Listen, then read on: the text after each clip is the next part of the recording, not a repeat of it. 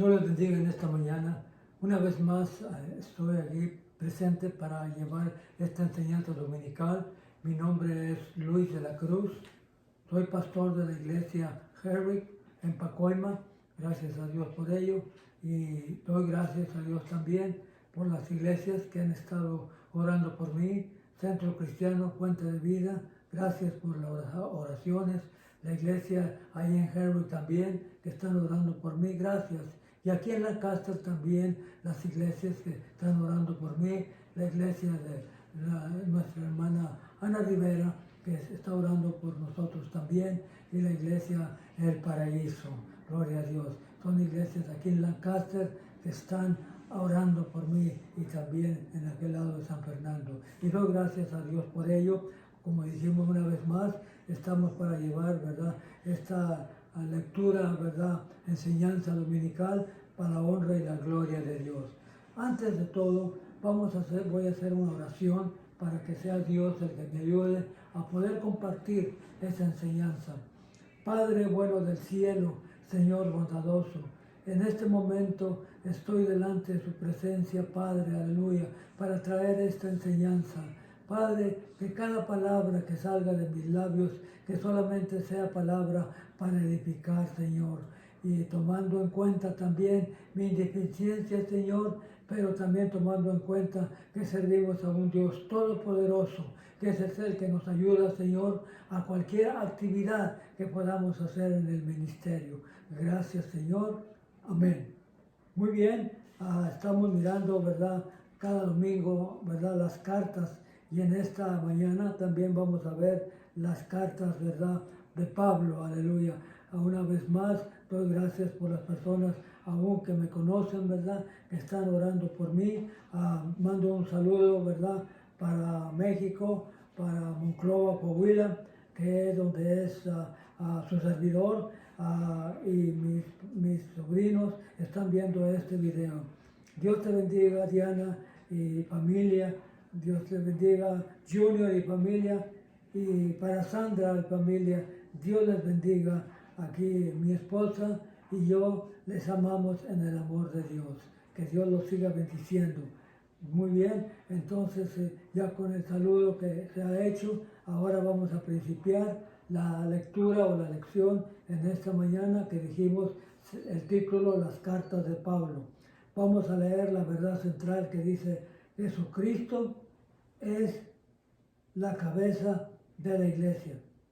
Y el versículo clave se encuentra en Colosenses 1:18 y dice: ¿quién? Jesús es la cabeza del cuerpo, que es la iglesia, el que es el principio y el primogénito de entre los muertos, para que en todo tenga la preeminencia. Gloria a Dios. Muy bien, vamos a entrar ya a la lectura, a la lección que se encuentra primeramente en Colosenses 1:17, que dice: y Él es antes de todas las cosas, y Él es la cabeza del cuerpo, que es la iglesia, de que es el principal, el primogénito de entre los muertos, para que en todo tenga la preeminencia. Damos gloria a Dios por ello. Muy bien, se inicia la lección en esta mañana como el cuerpo de Cristo, aleluya. Cristo, cabeza de la iglesia. Cristo es cabeza de la iglesia. Consideremos que la cabeza hace para el cuerpo. Consideremos lo que hace. Decide las direcciones y las acciones del cuerpo. Dirige los miembros para cuidar el cuerpo mismo. Un ejemplo, ¿verdad? Si nos arrimamos junto a la estufa y la estufa está caliente, ¿verdad? ¿verdad?, la misma cabeza, ¿verdad?, allí, que es la que dirige todos nuestros miembros, le manda a decir que quite el dedo de ahí, que quite la muñeca, que quite la mano de ahí, porque está caliente. En otras palabras, advierte, aleluya, que hay peligro, aleluya. Dice la palabra de Dios: Cristo usa los miembros del cuerpo para que cuiden unos a otros, ¿verdad? Cristo es de esa manera, los miembros del cuerpo para que se cuiden a unos a otros. Vamos a ver más adelante que en realidad, aleluya, quiénes son también los miembros, ¿verdad?, del cuerpo. El apóstol Pablo usa múltiples de metáforas, ¿verdad?, para describir a la iglesia, metáforas, muchas comparaciones para describir a la iglesia. Tenga en cuenta que el término iglesia con la letra mayúscula se refiere a todos los creyentes de todo el mundo, ¿verdad? Amén. Una de las metáforas más significativas y perspectivas de Pablo es la comparación de la iglesia con el cuerpo humano, ¿verdad? Y por eso tenemos ahí Primera de Corintios, ¿verdad? 12:12, que le voy a dar lectura para que usted se dé cuenta, aleluya, cómo es, aleluya, el cuerpo de Cristo. Dice la Primera de Corintios 12, dice, porque así como el cuerpo es uno y tiene muchos miembros, para todos los miembros del cuerpo, siendo muchos es un solo cuerpo, así también Cristo. Porque por un solo espíritu fuimos bautizados en un cuerpo, sean judíos o griegos, sean esclavos o libres, y todo lo que nos dio a beber de su mismo espíritu. El 14. Además el cuerpo no es un solo miembro, sino muchos miembros. Si dijere el pie, porque no soy mano, no soy del cuerpo. Por eso no seré del cuerpo. Y si dijera, ¿verdad?, el ojo, ¿verdad?, porque no soy mano, tampoco puedo ser ojo, aleluya. De ninguna manera. Todos los miembros, ¿verdad?, de nuestro cuerpo, hasta los miembros más insignificantes, los necesitamos, ¿verdad?, ya sea para una cosa o para otra, ¿verdad?, porque pertenecen, ¿verdad?, a nuestro cuerpo. Muy bien, sigue diciendo la palabra del Señor, aleluya. Después pasa, ¿verdad?, a Colosenses 1:15-20, que fue el que leímos, y luego Efesios 2:19, ¿verdad? ¿Verdad? Efesios 2:19-20 dice de la misma manera, edificado sobre el fundamento de los apóstoles y profetas, siendo el principal piedra del ángulo Jesucristo mismo. Gloria a Dios por ello. Dice la palabra enseguida, dice, presenta una visión más profunda de este concepto. Estos pasajes Pablo escribió que Cristo es la cabeza del cuerpo de la iglesia. Colosenses 1:15-20 establece esa realidad sobre el hecho de que Jesús es el divino creador. Note el lenguaje exaltado de Pablo en el pasaje de Colosenses. Cristo es el Hijo de Dios, la imagen misma de Dios que es invisible, aquel quien habita toda la plenitud de Dios. Jesús mismo declaró esta verdad cuando le dijo a uno de los apóstoles, ¿verdad?, que si lo habían visto a él, habían visto también al Padre. Cuando Jesús andaba aquí en la tierra y que los apóstoles le decían, ¿verdad?, enséñanos al Padre y nos basta, le dijo, yo soy, aleluya, el Padre. Has andado conmigo y yo te aseguro que yo soy el que me ha visto a mí, ha visto al Padre. Cristo no simplemente es una réplica del Padre, ni representante del Padre. Él es todo. El Padre afirma que Él es Cristo eterno. También ve a Cristo como prominente. Prominente quiere decir, aleluya, el primero. En otras palabras, antes que el mundo fuera hecho, ya Cristo ya estaba, porque Él fue primero, aleluya. Eso lo está hablando Pablo a los colosenses, ¿verdad? Y Pablo también usó una metáfora diferente, o sea, una comparación diferente para analizar la centralidad de Cristo en la comprensión de la iglesia. Dice, en la iglesia, en Efesios 2:19, ¿verdad?, habla muy claro, dice, edificado sobre el fundamento de los apóstoles y profetas, siendo el principal piedra del ángulo Jesucristo mismo. Ahí está dando el ejemplo que estamos, ¿verdad?, explicando en este momento. El fundamento de este edificio es el mensaje de Jesús proclamado por los apóstoles y profetas, y Cristo es la piedra angular, quien da unidad y propósito. El edificio, el propósito de la iglesia es la morada de Dios en el Espíritu. Hay una participación o pregunta, ¿verdad?, que está aquí, tiene el expositor, de qué manera la descripción de Cristo como cabeza, de qué manera la descripción de Cristo como cabeza, el cuerpo y la iglesia nos ayuda a comprender mejor el propósito de la iglesia. ¿Cómo refleja su vida la realidad de que usted es parte de la iglesia? ¿Y de qué manera debería usted reflejar esa realidad? En otras palabras, se lo voy a explicar por qué, ¿verdad?, nosotros podemos decir o reflejar que nosotros pertenecemos, ¿verdad?, a una iglesia o que somos cristianos por nuestra propia actitud, ¿verdad?, por lo amable que tenemos que ser. Eso es una grande diferencia que podemos nosotros notar. Muy bien, ya miramos el primer inciso. Cristo, ¿verdad?, es la cabeza de la iglesia. Ahora dice en Efesios, ¿verdad?, los dones de Cristo edifican la iglesia. Cristo como cabeza de la iglesia proporciona dones especiales de liderazgo a la iglesia con el propósito de llevar a la madurez espiritual. Para eso son esos dones que Dios ha dado, para la madurez espiritual, a la medida de la estatura y la plenitud de Cristo. Dice la palabra. Anteriormente en este capítulo 4:7, Pablo habló de la gracia de Dios como un don para su iglesia y luego agudizó su enfoque para contrastarse en los dones especiales en las cuales la iglesia, promoviendo el servicio entre las congregaciones, el crecimiento para que los creyentes se conviertan a la expresión completa de Dios. Dios quiere en su iglesia.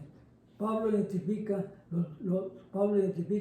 5 dones, ¿verdad? Esos 5 dones son apóstoles, profetas, evangelistas, pastores y maestros, dice la palabra de Dios. Pablo identifica 5 dones de liderazgo, 3 de los cuales parecen enfocarse mayormente en la iglesia, en toda su amplitud, más allá del cuerpo local y de los cuales están enfocados el cuerpo. Los apóstoles y profetas son los que están, ¿verdad?, en la iglesia, ¿verdad? Y eso sirve, aleluya, para la edificación de la iglesia. Dice, especialmente aquellos encomendados por Cristo, a través de los cuales recibimos mensajes claros y específicos. Estos mismos fueron identificados anteriormente en Efesios 2:20 como fundamento de la iglesia. Los evangelistas tienen el ministerio único e importante de llevar el evangelio a los no creyentes. Ya miramos el trabajo, ¿verdad?, de los apóstoles y el trabajo, ¿verdad?, de los profetas se hace en la iglesia. Pero luego viene el evangelista, ¿verdad? Los evangelistas, ¿verdad?, son los que se encargan, ¿verdad?, de llevar la palabra a las personas no creyentes. Son los que llevan este mensaje, ¿verdad?, para que esas personas que andan sin Dios y sin esperanza puedan alcanzar a Jesucristo. Muy bien, ya miramos los evangelistas, ¿verdad?, qué trabajo tienen, ¿verdad? Los pastores y maestros aparecen vinculados, ¿verdad?, en Efesios 4. Sus dones bendicen a una congregación local e instruyen, ¿verdad?, a los creyentes, ¿verdad?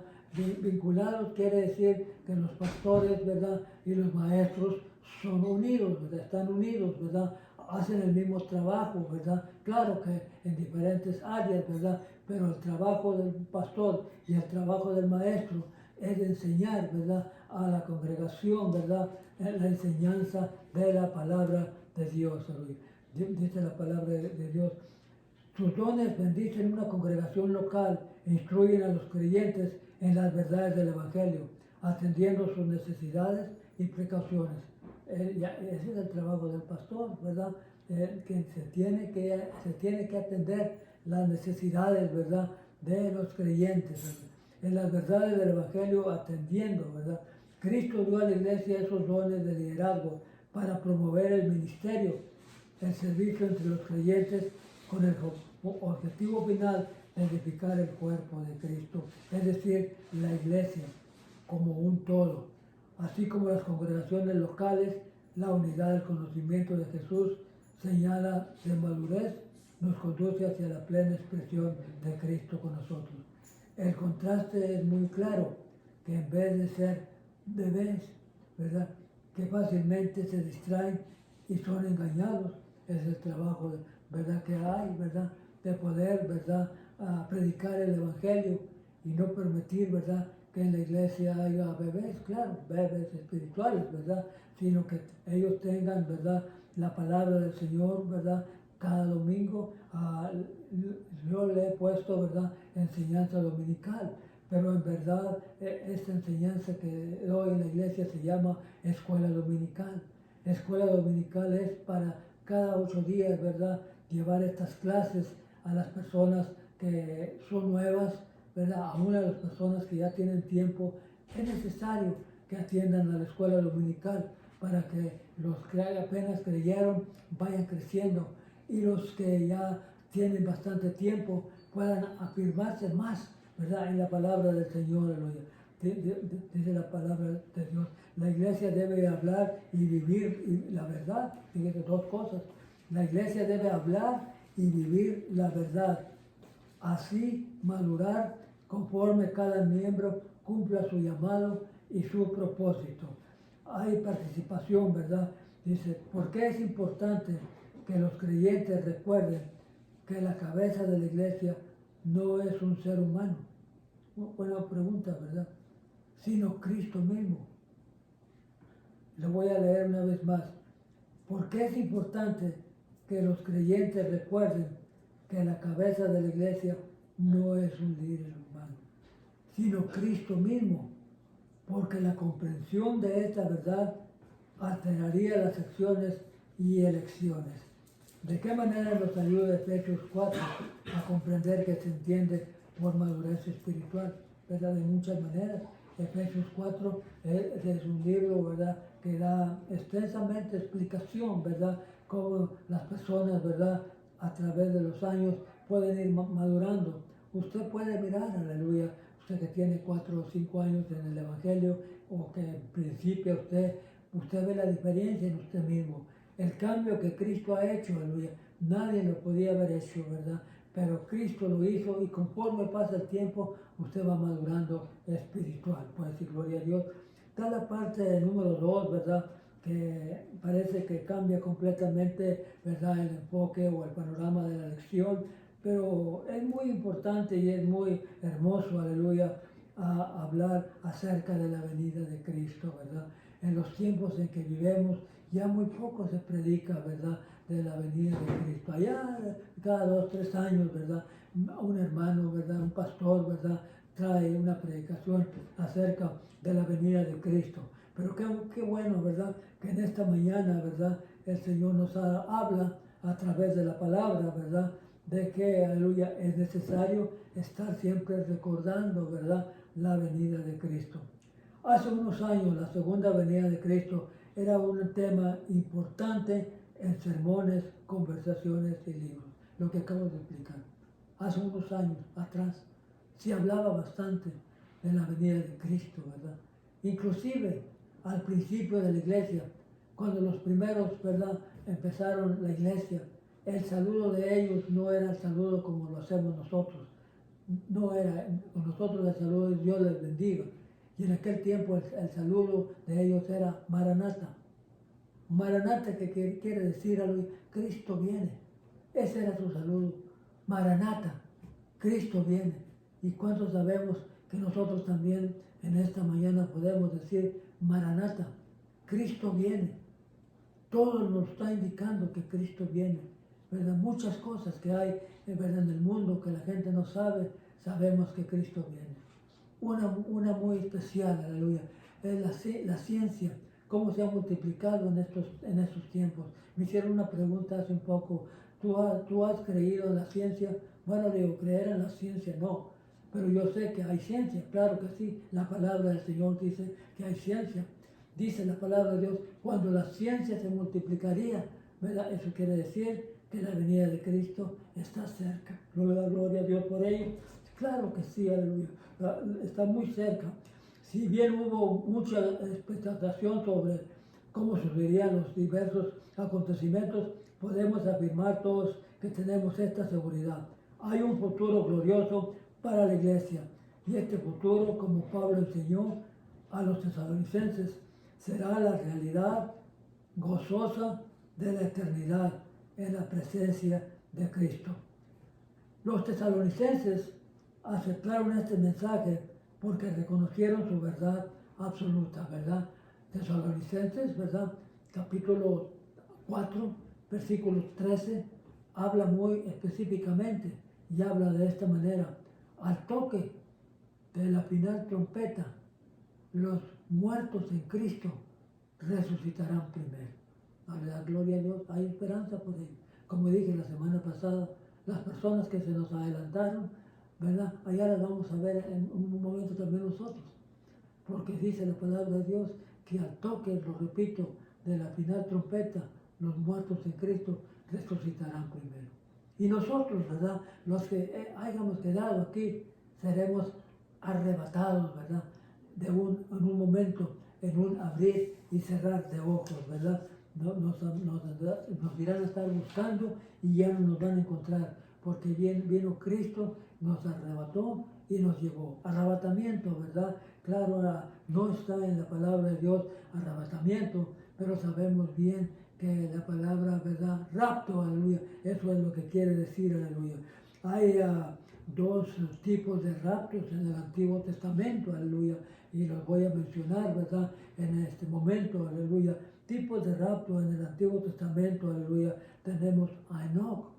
Enoc vivió 365 años, ¿verdad? Dice, en la tierra que Jehová Dios le dio. Y Dios venía, ¿verdad?, a platicar con él, ¿verdad?, de tiempo en tiempo. Y en una ocasión, yo creo, dijo Dios: mira, para que no venga, mejor te llevo. Y así, en vida, ¿verdad?, se lo llevó. Un tipo de rapto que habla la Escritura en esta mañana. Otro tipo de rapto, aleluya, lo encontramos en Elías, ¿verdad?, que, ¿verdad?, Dios mandó un carro de fuego, ¿verdad?, y así en vida, aleluya, se lo llevó. Tipo de arrebatamiento, ejemplo, aleluya, de que va a haber arrebatamiento, aleluya. En los tiempos en que vivimos, la gente que no conoce a Cristo, ¿verdad?, dice: ¿desde cuándo están ustedes diciendo que va a venir Cristo y no ha venido, aleluya? Déjeme decirle que Cristo vendrá en un abrir y cerrar de ojos, seremos transformados. Pero esa es la esperanza que tenemos nosotros los cristianos y damos gloria a Dios, ¿verdad?, por ello. Los tesalonicenses aceptaron, ¿verdad?, este mensaje porque reconocieron su verdad absoluta. Pero había una serie de preguntas que les preocupaba. ¿Qué sucedería con los creyentes que murieran antes de Cristo? ¿Regresarán para recibir creyentes su presencia eterna? Para entender mejor estas preguntas, es útil que comprendamos la antigua cultura del Imperio Romano. Muchos rechazaban la idea de una resurrección corporal. Esta creencia había impactado a la iglesia. Creencias falsas que muchas veces se introducen entre la iglesia, ¿verdad?, tratando, ¿verdad?, el enemigo de desanimar a los creyentes, porque el enemigo sabe que le falta poco tiempo y más gente que él distraiga, ¿verdad?, y quite el enfoque de la venida de Cristo, para él es mucho mejor. El Señor lo reprenda, ¿verdad?, dice la palabra de Dios. Y eso era el caso. A algunos les preocupaba por sus hermanos y hermanos que ya habían fallecido, que no fueran incluidos en un glorioso, ¿verdad?, futuro. Eso les preocupaba a ellos, ¿verdad? ¿Qué de mi hermano? ¿Qué de mi mamá? ¿Verdad? ¿Qué de mi padre que murió? ¿Verdad? Entonces, muy claro lo dice Tesalonicenses 4, primera Tesalonicenses 4:13. Al toque de la final trompeta, los muertos en Cristo resucitarán primero. Y eso, ¿verdad?, fue lo que fue la defensa de Pablo, que les dio, ¿verdad?, y les impactó, ¿verdad?, valor, ¿verdad?, a la iglesia de Efesios. Pablo respondió a sus preocupaciones con una palabra de esperanza, ¿verdad?, a la obra de Jesús al morir en la cruz y resucitar de los muertos. Tenga en cuenta que Pablo consideraba que los creyentes fallecidos estaban durmiendo. Eso es, ¿verdad? Para el cristiano, la palabra muerte o morir no existe, aleluya. La persona, ¿verdad?, que deja de existir, aleluya, va a dormir solamente. ¿Verdad? Y después había un canto que se cantaba hace muchos años: cuando dejemos de existir, iremos a un lugar mejor. Pero mientras están durmiendo, ¿verdad? Ya lo miramos, ¿verdad?, hace un momento, aleluya. Y dice la palabra, hay un gozo futuro para todos los creyentes vivos y muertos al escuchar la voz de mando y de arcángel que anuncia el regreso de Cristo primero. Los creyentes que han fallecido justo con ellos en las nubes para encontrarse con Cristo en el aire, ¿verdad? En el latín el término arrebatado es una traducción de la palabra raptus, de donde proviene, ¿verdad?, el concepto de arrebatamiento, sino que resucitarán primero. Estos son palabras consoladoras, alentadoras para nosotros los creyentes. Cristo viene, ¿no? Y ya no tarda en venir, aleluya. Estamos haciendo, ¿verdad?, los últimos trabajos, aleluya, que tenemos que hacer. Por eso no tenemos que descansar, sino que tenemos que llevar este evangelio, ¿verdad?, aunque sea a través, aleluya, de este video, aleluya, que el Señor nos permite, ¿verdad?, poder, aleluya, aprovechar la tecnología, ¿verdad?, para poder compartir el evangelio. ¿Qué significa para la esperanza del arrebatamiento y cómo afecta? Hay una pregunta: ¿qué significa la esperanza para usted, el arrebatamiento, y cómo afecta su vida? La iglesia primitiva a veces se vio afectada por falsas creencias acerca de la resurrección de los muertos.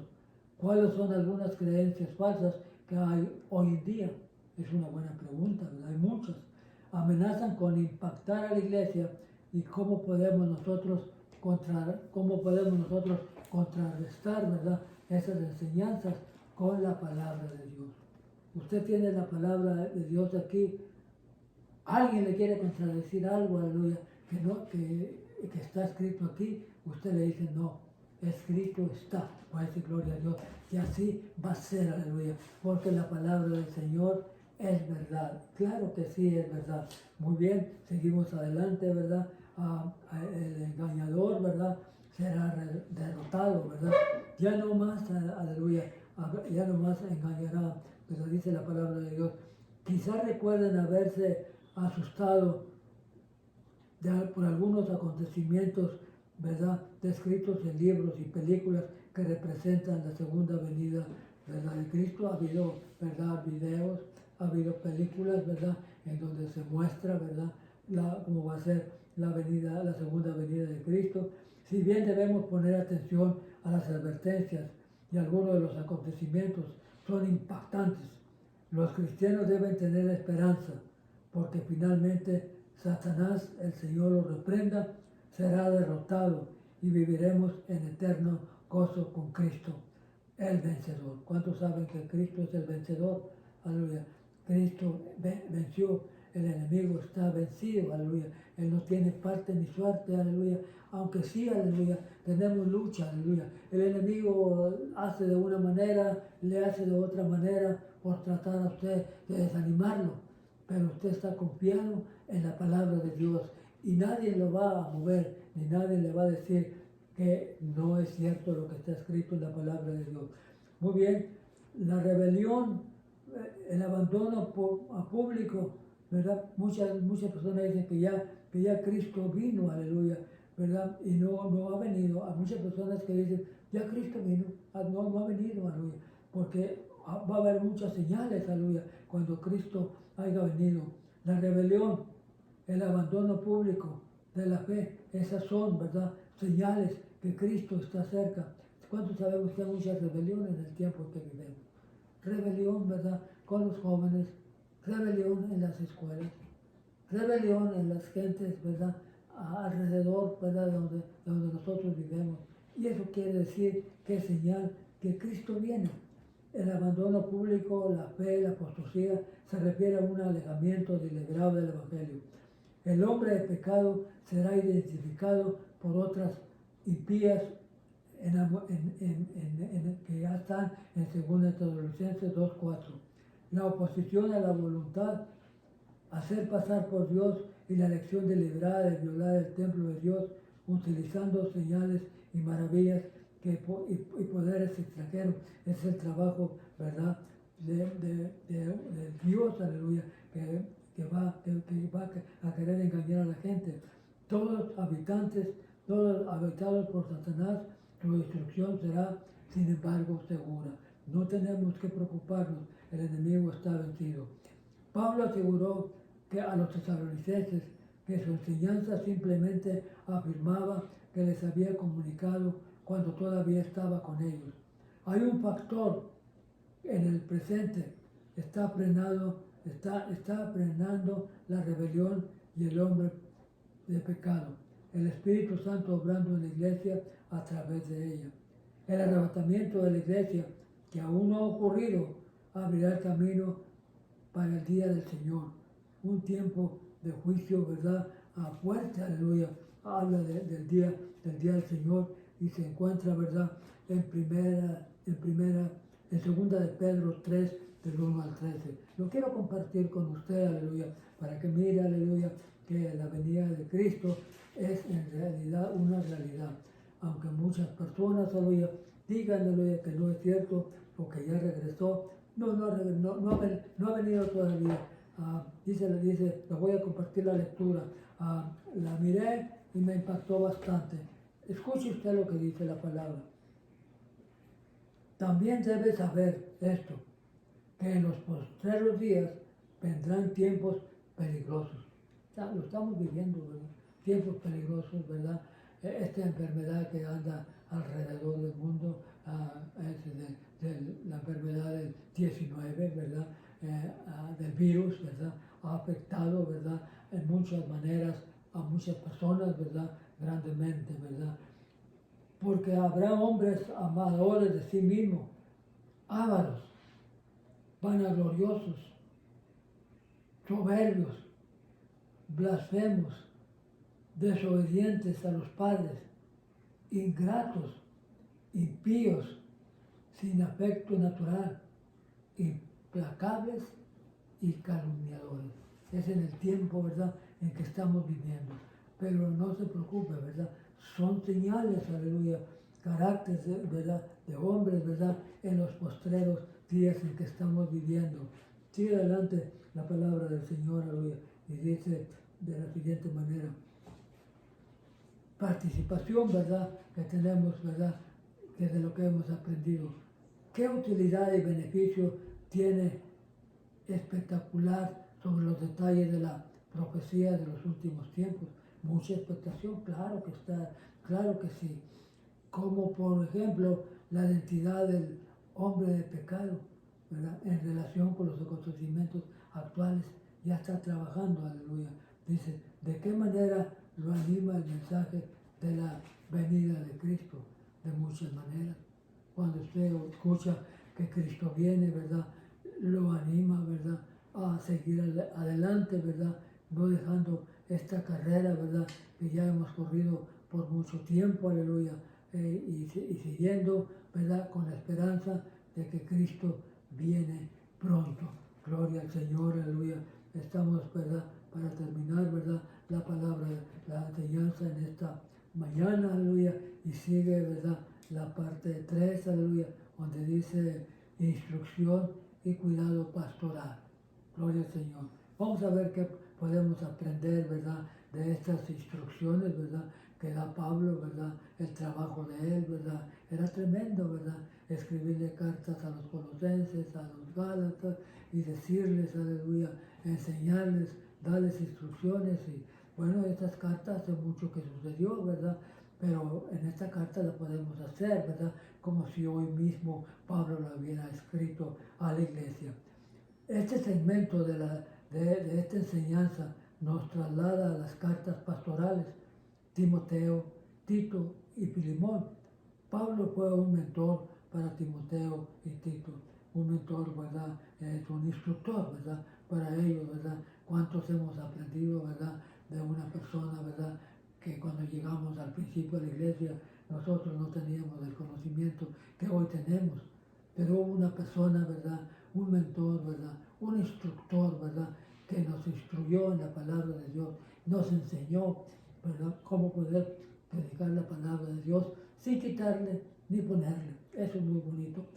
Dice, quienes lo acompañaron en sus viajes, ¿verdad? Si en algún momento las ricas verdades compartió con ellas. Claro que sí. Con ellos se aplica en la vida del creyente hoy y no se limitan a las personas en posiciones de liderazgo. Vemos estas cartas como si estuvieran escritas para nosotros, lo acabo de decir, ¿verdad? Estas cartas como si hubieran escrito para nosotros. Pablo escribió cartas a dos de sus protegidos, Timoteo y Tito. Estos eran hombres que habían trabajado con él en la predicación del Evangelio y que ahora dirigían congregaciones en Éfeso y Creta. No le da gloria a Dios. De personas jóvenes, ¿verdad? Aprendieron de Pablo, ¿verdad? Un hombre de fe, un hombre valiente, un hombre que predicó la palabra de Dios. Y cuando Timoteo y Tito eran jóvenes y aprendieron de él, después ellos mismos fueron a poner, ¿verdad? O hacerse cargo de una iglesia, ¿verdad? Por aquí da los nombres, ¿verdad? Dice la palabra de Dios. Sin embargo, Pablo advirtió que habría quienes no aceptarían sus enseñanzas positivas sobre la vida de la comunidad. Entonces no esperemos, ¿verdad?, que todas las personas, ¿verdad?, que usted les hable vayan a aceptar la palabra del Señor.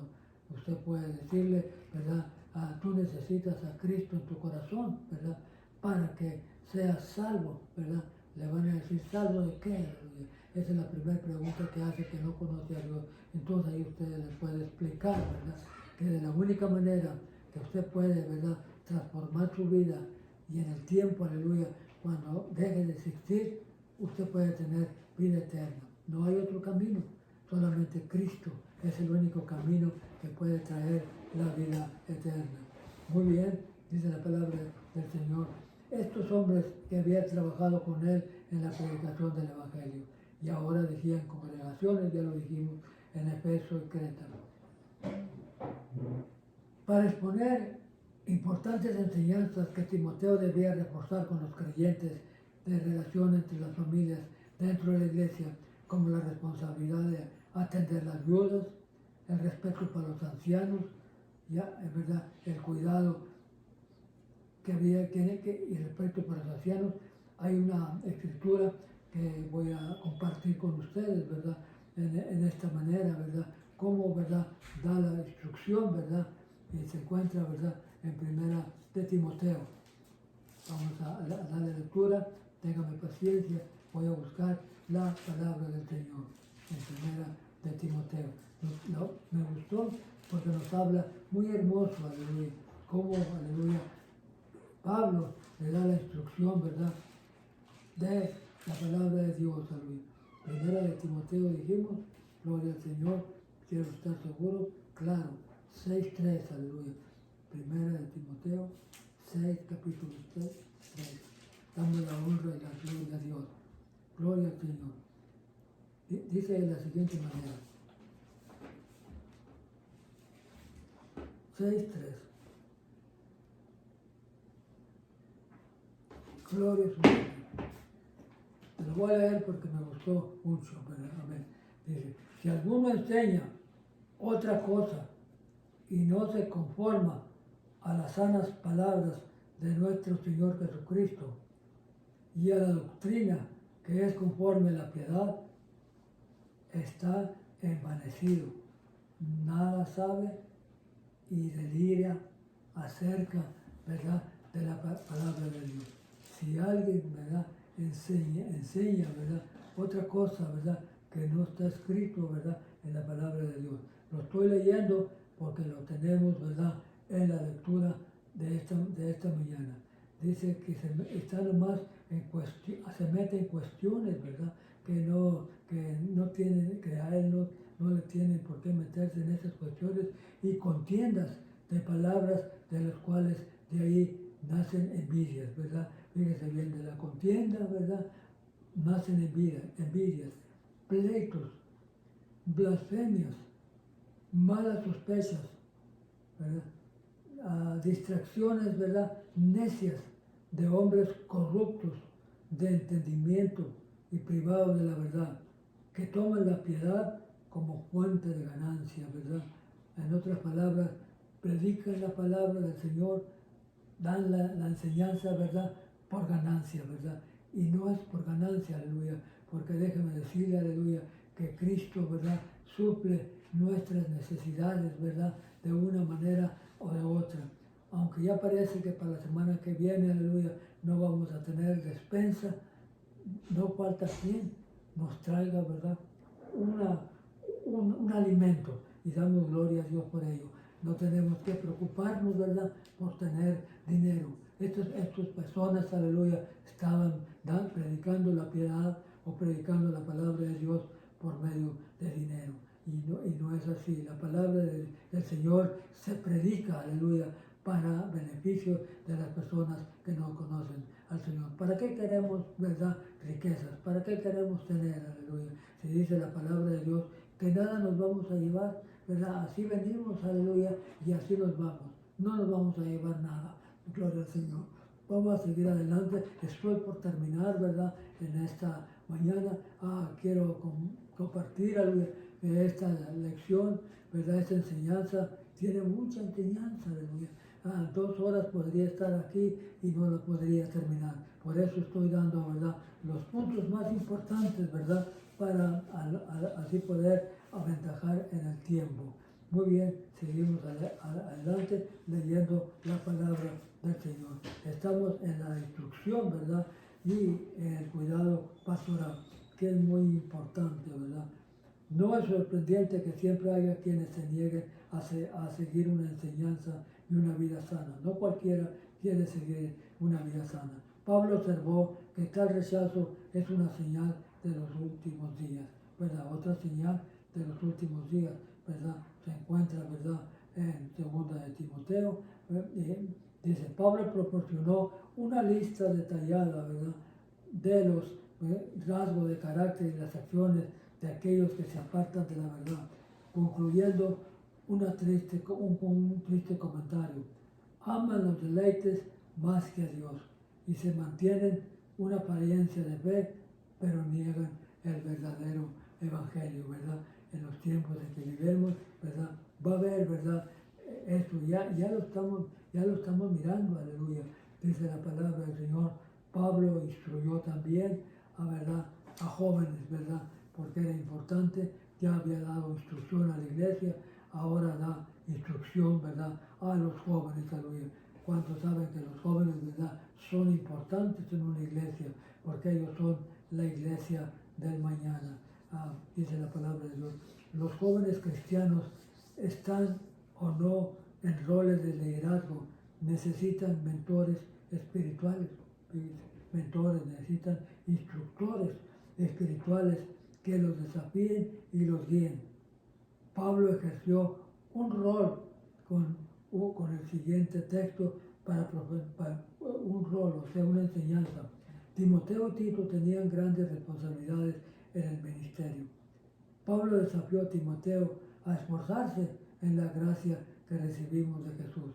Y esto es por una buena razón. La gracia proporciona una ayuda inanulable cuando se enfrentan a retos de oposición y rechazo. Es vital que el líder no solo viva,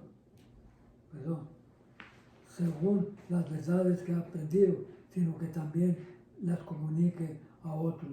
Luego otros podrían a su vez enseñarlas a sus seguidores. La iglesia, ¿verdad?, perdura y se extiende a medida que las verdades son transmitidas de una generación a otra. Pablo usó 3 ilustraciones para enseñarle. Sí, gloria a Dios.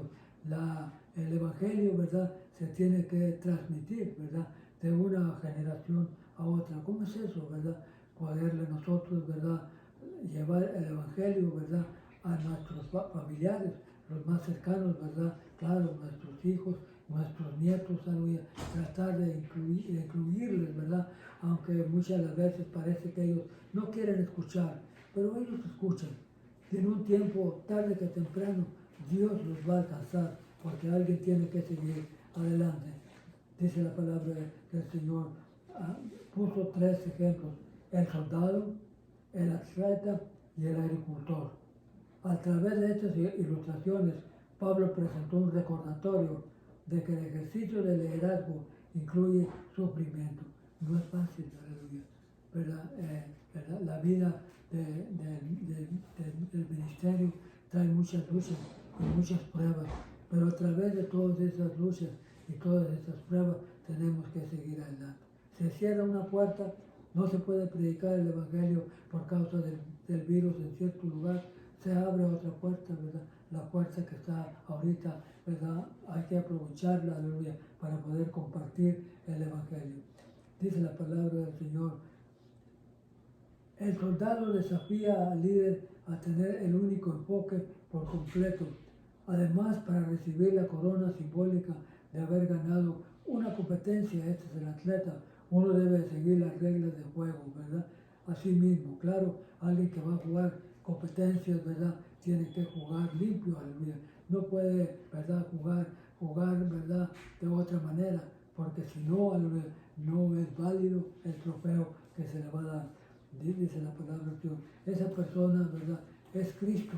Además, para recibir la corona simbólica de haber ganado una competencia, uno debe seguir las reglas de juego. Asimismo, el agricultor que se aplica diligentemente la tarea a un día disfrutar del fruto de su trabajo. No le fue fácil sembrar la semilla, quitar la hierba, pero él sabe que después va a tener, ¿verdad? Va a tener resultados. Dice la palabra del Señor: irá llorando y gimiendo el que lleva, ¿verdad?, la palabra del Señor a diferentes lugares, pero vendrá contento, ¿verdad?, con sus gavillas, ¿verdad?, diciendo: estas personas aceptaron, ¿verdad?, la palabra de Dios.